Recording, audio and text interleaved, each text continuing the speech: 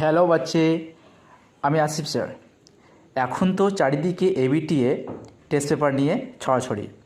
তো আমি আজকে ওয়েস্ট বেঙ্গল হেডমাস্টার অ্যাসোসিয়েশনের টেস্ট পেপার 2026-এর সাজেশান কিছু কোশ্চেন আমরা আলোচনা করব।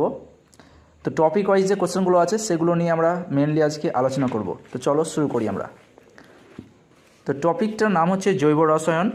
এখান থেকে যে 8 নাম্বার একটা হিউজ নাম্বার আছে, সেই টপিকের কিছু কোশ্চেনগুলো চলো আলোচনা করি। প্রথম প্রশ্নটা হচ্ছে ইথারের কার্যকরী মূলক হলো। 4টি অপশানের মধ্যে ইথারের যে কার্যকরী মূলক সেটা হবে সি, মানে সেটা হচ্ছে ও, এবং দুই দিকে দুটো বন্ধন তৈরি করবে। Number 2, acetylene. অ্যাসিটিলিনে HCC বন্ধন করে মান কত? আমরা অ্যাসিটিলিনে যদি আমরা ড্র করি ছবিটা, তাহলে সেরকম হবে CH11CH। অর্থাৎ এর আরও যদি আমরা ডিটেলসে লিখি তাহলে HC11H। তো এদের বন্ড অ্যাঙ্গেল কত হবে? HCC এর বন্ড অ্যাঙ্গেলটা হবে 180 ডিগ্রি। যেহেতু এটা সরলরৈখিক, এর জন্য এর কোণটা কত হচ্ছে 180 ডিগ্রি। তাহলে এই আনসারটা কত হবে? 180 ডিগ্রি, অর্থাৎ বি আনসার। 3 নম্বর দেখো, PVC এর মনোমার হলো। PVC এর ফুল ফর্ম হচ্ছে পলিভিনাইল ক্লোরাইড। অর্থাৎ এর মনোমার যেটা হবে সেটা হবে নাম্বার এ, CH211CHCl। এটার নাম হচ্ছে কি? Vinyl chloride.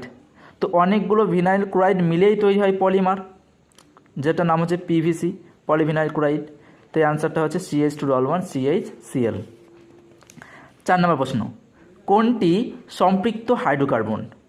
সম্পৃক্ত হাইড্রোকার্বন মানে হচ্ছে যেটা সিঙ্গেল বন্ড, অর্থাৎ এক বন্ধন। তো এখানে আমাদের ইথেন, প্রোপিন, ইথিলিন, অ্যাসিটিলিন।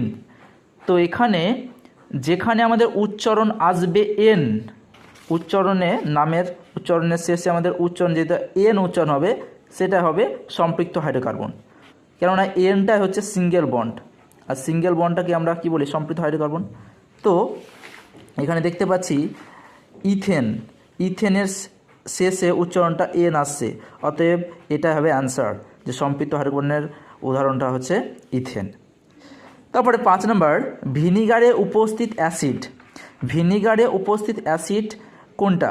তো ফর্মিক অ্যাসিড, তো এটা হবে না।